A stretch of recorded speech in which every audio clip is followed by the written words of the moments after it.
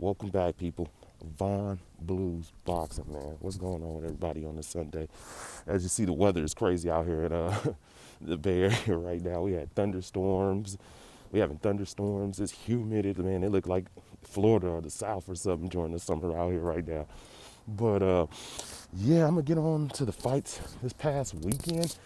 Um, this weekend, it was some good matchups, man. A good fights and stuff. I mean, it was just Saturday was crazy with the fights. So I don't even know where to start at. I think I'm gonna start with. I'll just start with the top ranked card. So they have Michael Colin versus Sofian Tukchuk and Carl Frampton versus what's the man named Trainer or something like that. So these guys fought, and it was it's top ranked card. And Michael Colin looked at excellent, man. He was on point yesterday. I mean, he was on point. He looked it sharp after a 9-month layoff like that. He looked it sharp, like sharp. I mean, he was on his A game. He put it to so fair. Like he won every moment of that fight, every round. I mean, he just he was he that man was on his game. So definitely gonna give Michael Colin big props, man. Colin. You know what I'm saying? I gotta give Michael Colin his props.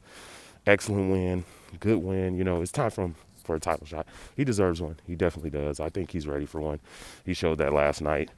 So, and Michael Collin, possibly he could challenge the winner of Steve Fulton and Angelo Leo, or maybe try to go after Ray Vargas.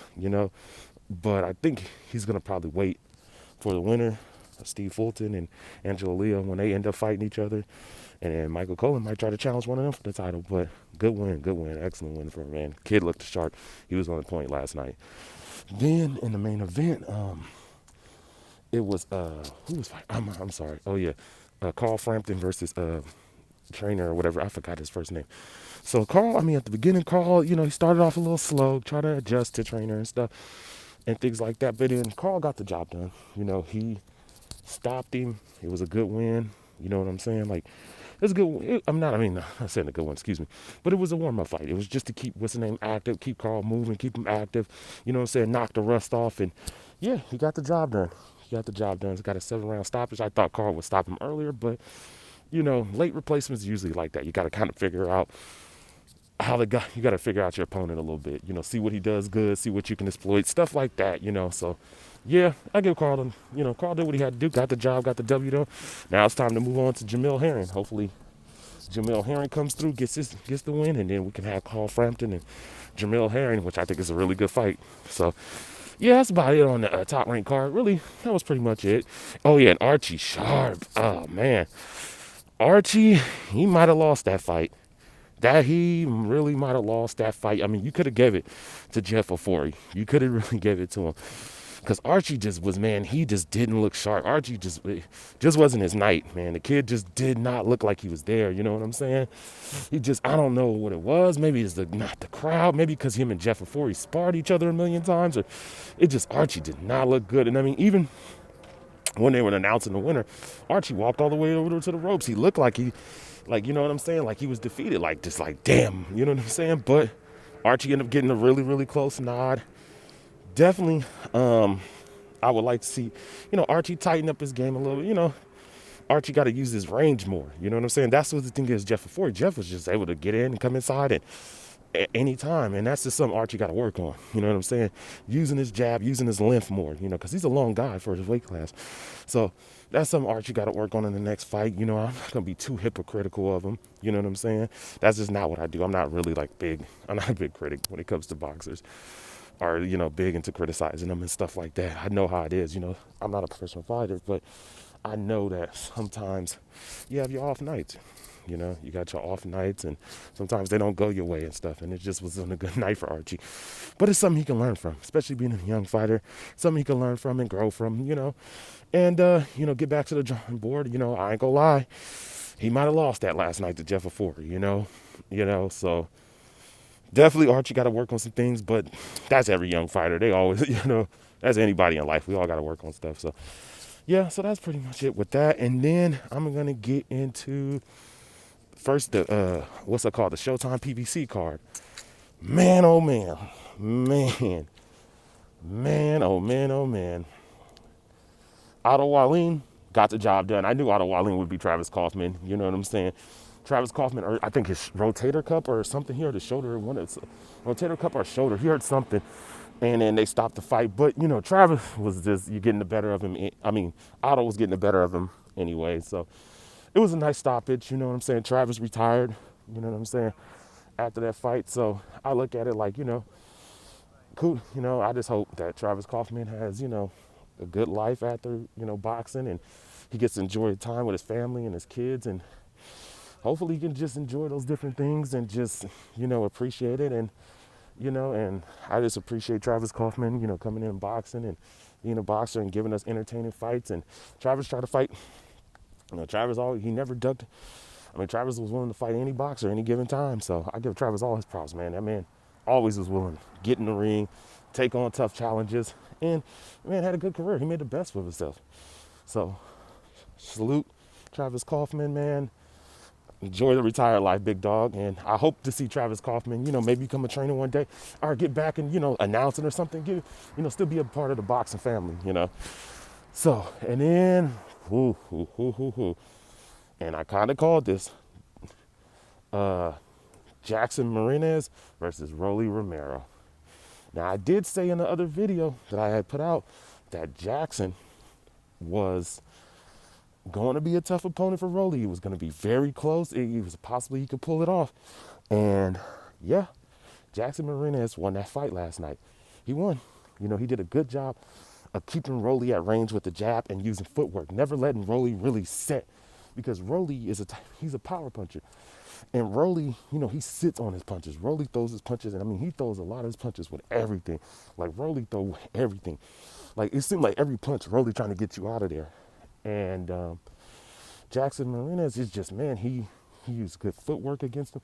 He kept the jab in his face to keep Rolly, to disrupt Rolly from just coming in and just, throwing heavy shots. And he would counter Rolly at times, too, when Rolly would get off balance or Rolly missed a shot. Jackson pop him up, pot him, get a little shots in and stuff like that.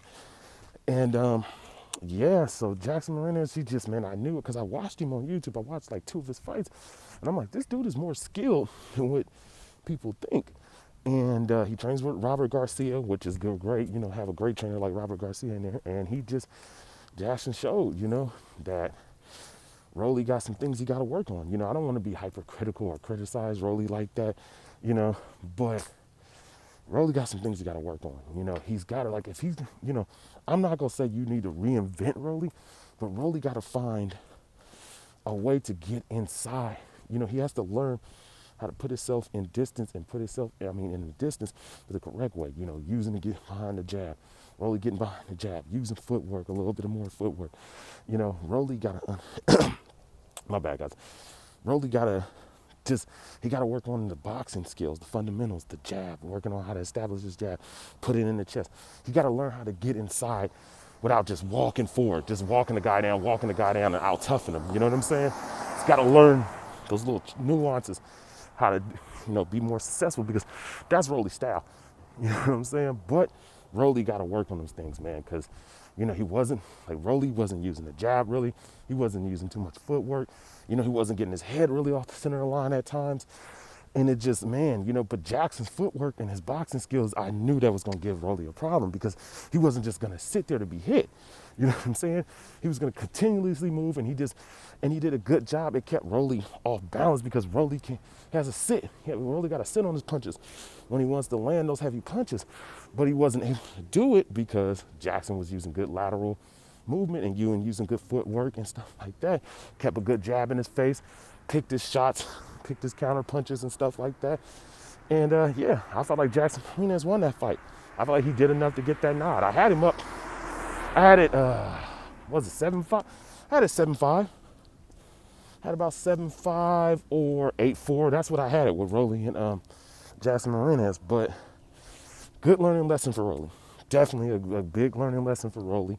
Something he's going to have to sit back and learn from and stuff like that. And yeah, I would love to see a rematch. I think it's warranted. I think Jackson Marinez and Rolly Romero needs a rematch. In the WBA, I was seeing something this morning. Gilbert Mendoza is looking at it and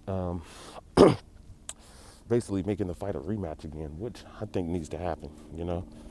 I think they need to rematch that one. So, with that, so yeah. But Jackson Martinez, bet I knew this dude could do it. I had a feeling, and I was just saying, I was like, this fight is gonna be tough for Rolly. I was like, he ain't for the Rolly. Rolly gonna win this. It's gonna be razor thin, and I feel like Jackson Martinez did enough to win that fight. So I want to see it again. I definitely want to see them go at it again. Definitely. I want to see what Rolly gonna do differently. You know what I'm saying? If they rematch, So yeah, that's what being the life of a young fighter. And I'm not gonna get Rolly too much flack because Rolly only got 10 fights. You know what I'm saying? And Rolly only got 10 fights. So I ain't gonna get that young man too much flack. I ain't finna jump on him and jump on his back. Good learning lesson for him. He did lose that fight to me. You know what I'm saying? I feel like Jackson can fight, but it's a good learning lesson. But it definitely needs to be a rematch. You gotta run that back. Gotta run that back. Cause that, to me, Jackson should have won. He should have won the fight. He should have won the fight. And then the one judge had it 118 and 109. I'm like, what the hell were you watching? Like, what were you watching? I was just like, really? I mean, if you're going to give it to Rolly, maybe 115, 113, maybe 115, 114, but 118 and 109? Jesus. I don't know what he was watching. So, yeah. But I'm not going to harbor on that too much because I know, so. But yeah, I hope we get to see that. Jackson, Rolly, y'all got to do that again for us, man, fellas. Got to do that again. WBA, make that happen. So I'm going to move on to the main event. David Benavidez versus Romer Angulo. Benavidez did what I thought he was going to do. Clear-cut decision. That's what it was looking like. Because to me, I was like, oh, it's going to be a clear-cut decision. I was like, David Benavidez will dominate the fight. But David Benavidez did exactly that. He got the stoppage. David Benavidez he's just too good for Romer Angulo. He's a couple levels above Romer. And David fought smart because David used his range, he used his height. He stayed to the outside, which I like when David Benavidez do that. I love when he just stays to the outside and uses range because it's harder, you know what I'm saying? And he gave Romer hell. Romer just didn't have anything for him. I mean, Romer kept a high guard. He tried to come inside, but every time he tried to come inside, David made it pay for him. Straight jab, good straight jab, straight hook. I mean, he was just hitting them all in the body. I mean, David just opened up the toolbox on him. And yeah, he did a good job. Every time Romer would come forward, David made him pay. You know what I'm saying? He missed a punch, David made him pay. So, and it was a good stoppage because, I mean, Romer was just getting tore up, man. They was putting it to him, and that was a good stoppage. It's good they stopped that fight. It was good. So, yeah, David Benavidez did what he had to do. He got the nod, he got the W, and yeah. And I know that he did miss weight. David Benavidez, he missed weight. And yes, that was, I didn't really want to jump on him too much because, that's his first time missing weight. So I wanted to give the kid the benefit of the doubt. I didn't want to just criticize him and jump all over him because he missed weight and this and that. I'm like, it happens, in boxing. It happens sometimes, I just think, and that's what happened with David Benavidez. He just couldn't cut no more weight. Maybe, one thing I would say is David need to probably get his walk around weight down. You know what I'm saying? Because I seen the WBC's 30 and 15 day weigh-ins, and I think, was it 15 or 30 days ago when the WBC it said 50, was it 15 or was it a 30-day weigh-in? It was one of them. I don't remember, guys. I don't remember to say, but David Benavidez was 192 pounds.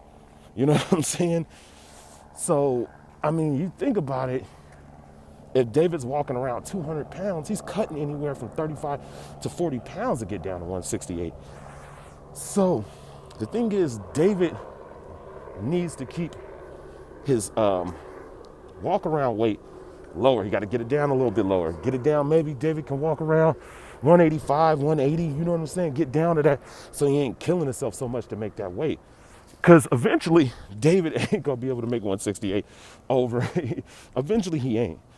So my thing to David is, David, next time, maybe, change the, keep that weight down. Maybe a new nutritionist, you know what I'm saying? That type of thing. Get your new nutritionist, get your walk around weight down. Like, because I mean, look at Earl Spence. I looked at Earl's 30-day weigh-in or whatever, 50. He's 162 pounds right now. Earl Spence is 162 pounds. I'm like, Earl's lost hell of weight. Oh, shit. My bad, it's lightning. My bad, guys. I just seen lightning. So yeah. But yeah, man. So that's the only thing with David Benavidez. I'm not gonna jump on the kid too much. The first time missing weight. He's never missed weight in his career. I don't think David Benavidez is gonna make that mistake again. I think he'll just, get his weight down. I mean, his walk around weight down, and he'll be fine. He'll be definitely fine. He'll be fine. But yeah, so that was the PBC card right there, and then DAZN had a card. I didn't really get to watch the DAZN card because I was watching the UFC 252 card with Daniel Cormier and Miocic, and I was watching the PBC Showtime card too. But I'm gonna go back and go watch the McSkill. What's her name? Cecilia Brækhus and McSkill. I forgot the girl name. I'm gonna go back and watch they fight because McSkill won. But I heard it could have went Cecilia's way, but I'm gonna go back and watch it, you know what I'm saying, and see how close the fight was. Who really, you know what I'm saying, who pulled it off, but Cecilia ended up losing, and that was a shocker, you know what I'm saying, to lose McSkill, because McSkill was coming up, the young lady, she was coming up from 140, coming up to 147, so she was coming up weight, you know what I'm saying, she was coming up weight, and she lost to, who did McSkill lost to? I forgot, who was that girl she lost to? I forgot who she lost to. So, people didn't really think she probably would beat Cecilia, but it was a shocker, man. That's boxing for you, man. It's like you never know if you're gonna get it right or wrong with it. You know what I'm saying? That's what I love about the sport of boxing. Either you're extremely correct or you're extremely wrong. So, all in all, good fight. All in all, good boxing night, good fights and stuff like that. Pretty good fights. Had some good fights and stuff. Good boxing night. But and I'm gonna touch on one more thing. This is a long video. It's one of the longest videos I did. I'm gonna touch up on something. So UFC announced during the UFC 252 Cormier versus Miocic card that on September 26th, Israel Adesanya fighting Paulo Costa. But on that day, you got another pay-per-view boxing card. You got you got Jamal fighting Derenchenko, and you got Jermell fighting Jason Rosario. And you got, Danny Roman's on the card and stuff like that. But, man, that's a stinker. You know what I'm saying? Because, I don't know, it might hurt the Charlo's pay-per-view numbers because, everybody going to want to watch Paulo Costa and Israel Adesanya fight because the bad blood, the tension, that stuff. Everybody going to watch that fight. So, I don't know how the Charlo's pay-per-view for first card going to do, man, with that fight being announced. That's gonna be tough. And we seen that the UFC ain't the UFC of old. We seen that with when Canelo fought Kovalev. The delay, they had to take almost an hour delay because more people was watching the Masvidal and Diaz fight. It just was more of an interest to that fight. So yeah. And then October 24th is when Leo Santa Cruz and Tank Davis fight, but you guess what card you got on that day? You got Khabib Nurmagomedov versus Justin Gaethje, and man, that's gonna hurt Tank and Leo's pay-per-view numbers because everybody gonna want to watch that because Khabib is a stud and he's a star, and Justin Gaethje's a beast, and people are definitely gonna want to watch that. So yeah, it's just one of them things. So. But yeah, we'll see. I'm a little nervous about some other pay-per-view cards, PBC pay-per-view cards, because some big-ass UFC fights that day. So we'll see how the pay-per-view numbers do. I'll try to get both of them. I'm going to try to order both of them. It's going to suck. But I'm going to try to order both of them. Like watch one on my phone, watch one on the TV. and, you know, try to catch both fights and stuff, because I want to watch both. I definitely don't want to miss neither one. I don't want to miss neither one of those fights. So, yeah, man, that's pretty much it. You know what I'm saying, guys? Not too much, pretty long video. Kept it brief, kept it sweet, kept it short. You know, I might make another video today because there's some other things I wanted to talk about. So we'll see. We'll see, though. Pretty long video today. But yeah, man, that's it. I'm going to keep getting on this walk and stuff. And I'll holler at you guys in another day, or, you know, a couple hours or something like that, man. Y'all be safe and y'all be good, man. Vaughn Blues Boxing, baby. I'm out.